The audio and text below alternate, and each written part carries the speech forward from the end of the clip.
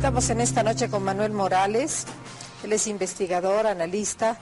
Por supuesto, vamos a hablar de lo que han estado haciendo en este último tiempo, que es un análisis de las 54 leyes agroalimentarias que ha promulgado este gobierno y que, por supuesto, han cruzado datos entre ley y ley, han visto su constitucionalidad y, por supuesto, han encontrado algunos detalles que son interesantes conocerlos. Buenas noches, Manuel. Muchas gracias, Lorena. Bueno, este es un estudio, ¿no?, que ha nacido de las organizaciones desde abajo y que junto a Veterinarios Sin Frontera y otros investigadores se ha realizado. Va a ser publicado en enero o febrero del año que viene. Y bueno, te quiero comentar que son 54 leyes. En realidad, el gobierno ha elaborado, bueno, la Asamblea Legislativa ha elaborado más de 625 leyes, creo, hasta ahora.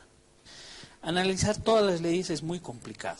Ni qué decir los decretos supremos, ¿no?, que son miles los decretos. Entonces, lo que hemos hecho es de estas 600 leyes analizar cuáles están destinadas al tema alimentario y agrícola. Yeah. Y a partir de ahí hemos hecho un corte, entonces, ¿no? Y se ha hecho una pesquisa de las leyes a través de la Gaceta Oficial del Estado. Y bueno, y las leyes que se analizan van desde la Ley 3501 del 19 de octubre del 2005 hasta las leyes más recientes, donde hemos buscado cómo se ha legislado en Bolivia sobre el tema agrario y el tema alimentario, que son temas muy delicados, ¿no? Entonces hemos descubierto, son 54 leyes, te las puedo leer muy rapidito, y hay cosas muy interesantes que o las más importantes, tal vez. A ver, empezamos con la ley que te decía de ampliación del proceso de saneamiento. En Bolivia se han ampliado 2 veces el proceso de saneamiento de tierras, lo que constituye una irregularidad. ¿Con la reconducción comunitaria y no, con aparte de la estamos hablando comunitaria? De la ampliación del plazo de saneamiento. Comienza el año 96 con un gobierno neoliberal hasta el 2006. Llega Evo Morales y el 19 de octubre del 2005 hace una primera ley de ampliación hasta... 2006. Desde el 2006, sí. Hace una primera ampliación hasta el 2003, hasta el 19 de octubre. Fracasa en sanear todas las tierras en Bolivia y hace una segunda ampliación que nos va a llevar hasta el año 2017. Van a ser prácticamente 19 años para el proceso de saneamiento de tierras en Bolivia. El tiempo es muy, muy grande y demuestra las dificultades que tiene el Estado en el tema de saneamiento de tierras. ¿Cuáles son las principales dificultades? Es muy importante que nos comentes porque es la base de todo. Sí. La principal dificultad que ha tenido el gobierno es, primero, han anunciado falta de financiamiento, pero sin embargo el gobierno ha dado otro dato que es muy importante. El promedio de dólares que cuesta sanear una hectárea durante la etapa neoliberal era $9. Sí. Durante el gobierno de Evo Morales sanearon más propiedades y bajó el costo a $1 aproximadamente. Lo que significa que el gobierno tenía un costo menor para sanear y sin embargo no lo hizo, ¿no?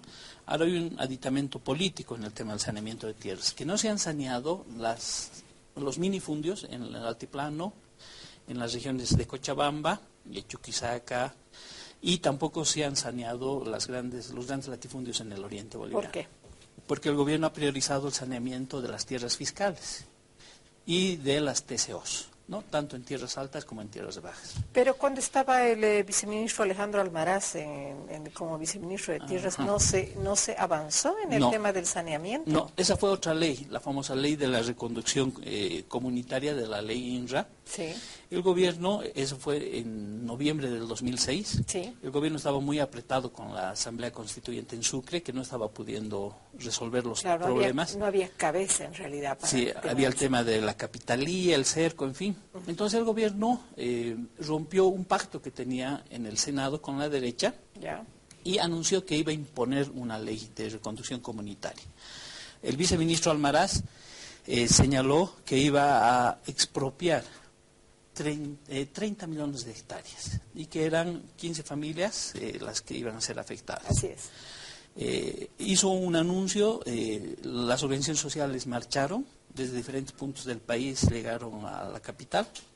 El Oriente, los latifundistas del Oriente, el agro, lanzó una proclama de guerra contra el gobierno, indicando que iba a ser una ley que iba a revertir todas sus tierras y que ellos no iban a permitir. Fue otro de los escenarios en esa confrontación muy que había con la media luna. Sí, muy conflictivo. Salió la ley de reconducción y no pasó absolutamente nada. ¿Sabes cuánto han saneado, cuánto han revertido de tierras a la cabeza de Almaraz? Aproximadamente 226.000 hectáreas. Es decir, el 0,04% de cuando se prometieron 30.000. 30 millones de hectáreas. 30 millones de hectáreas. Bueno, después hay un montón de otras leyes. Están las leyes que autorizan, por ejemplo, los programas CRIAR, FIDA, que son programas agrícolas, el programa PICAR, Empoderar, el programa Accesos. Y te cuento que ahí hemos descubierto que todos estos programas que son agrícolas, destinados al fomento, a la erradicación de la pobreza, son a partir de créditos que el gobierno ha asumido con deuda externa. Y eso ya nos empieza a preocupar. ¿Por qué? Porque de pronto el gobierno se ha empezado a prestar no solamente a la Corporación Andina de Fomento y el Banco Interamericano de Desarrollo, sino también del Banco Mundial, ¿no? Entonces ahí ya vemos que el gobierno tiene un desfase entre su discurso antiimperialista, de nada con el Banco Mundial, nada con el Fondo Monetario Internacional, y de pronto están las leyes que mencionan que se han adquirido préstamos del Banco Mundial para financiar programas agrícolas. El otro tema que se ha descubierto, ahorita te voy a dar los montos, ¿no?, en diferentes leyes, la 309, en fin, es que el gobierno se ha ido prestando plata, endeudamiento externo, para los famosos programas Mi Agua 1, Mi Agua 2, Mi Agua 3, creo, sí, los programas de riego. ¿Qué significa eso? Que el gobierno no dispone de recursos económicos para financiar programas de desarrollo rural y programas de agua y riego, ¿no? Ahora es un tema preocupante, porque eso hace caer, este es el conjunto de leyes, eso hace caer el discurso de que el Estado boliviano ha dejado de ser un Estado mendigo, ¿no?, que es el discurso central del presidente Evo Morales, sí, porque dice que ya no se presta plata para pagar salarios, ¿no?, pero se está prestando plata para hacer programas que son muy básicos y muy esenciales, que tienen que ver con la lucha contra la pobreza en las áreas rurales.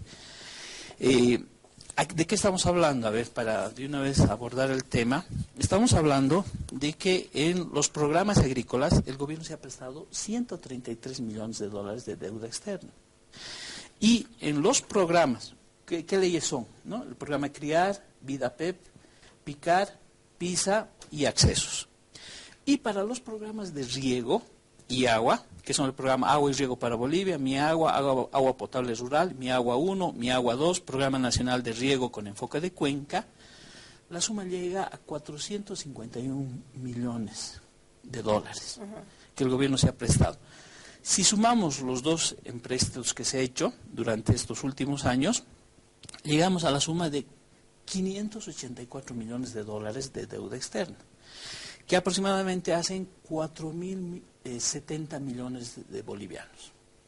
¿Qué significa esto? Que si todos estos programas se hubieran ejecutado de manera correcta, más los presupuestos de las gobernaciones y los municipios de las áreas rurales empobrecidas de Oruro, Potosí, Chuquisaca, parte de La Paz, parte de Tarija, estaríamos hablando de que se ha concentrado una gran cantidad de recursos económicos y por lo tanto ya no debería haber pobreza en esas áreas rurales.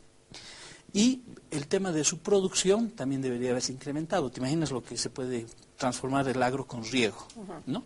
Sin embargo, hay un estudio colateral que se ha hecho, el rendimiento de la papa, el rendimiento de la haba, el rendimiento de la alfalfa.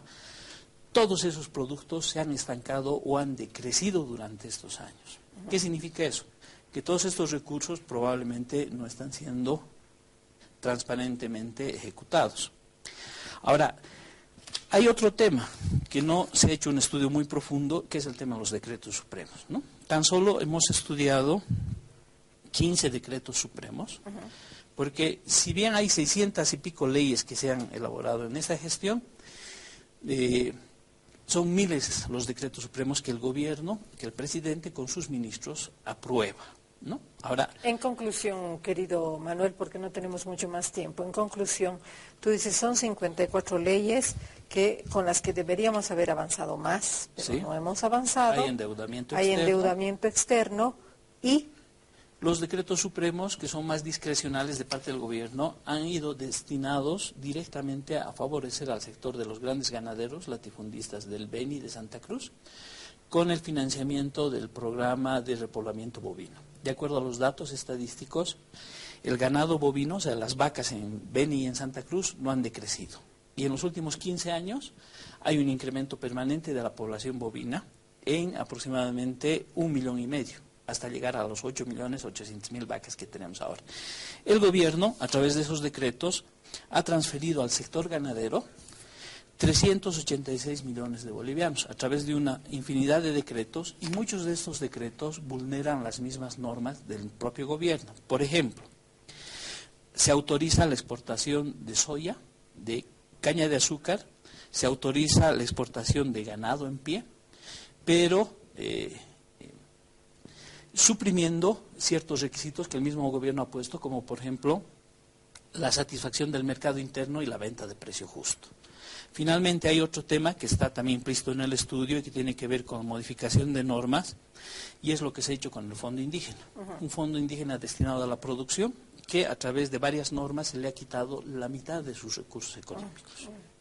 Entonces el tema es un poquito delicado, y finalmente, para terminar, las organizaciones sociales, ¿no?, que están acompañando al gobierno, solamente del fondo indígena han recibido 466 millones de bolivianos. Entonces te imaginas, 4.000 millones en deuda externa para proyectos agrícolas y agua, 466 millones que directamente se han entregado a las ESUTCB, 150 millones, a los Intercultural 133 millones, a las Bartolinas 77 millones y al CONAMAC 64, etcétera, etcétera.